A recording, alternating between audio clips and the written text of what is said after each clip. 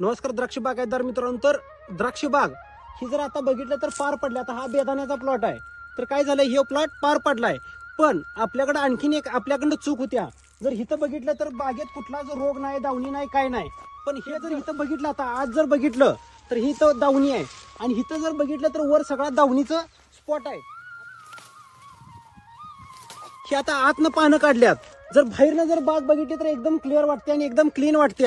मग आपलं काय होतंय की आतल्या बाजूला ह्या गर्दीमुळं आतल्या बाजूला औषध बसत नाही.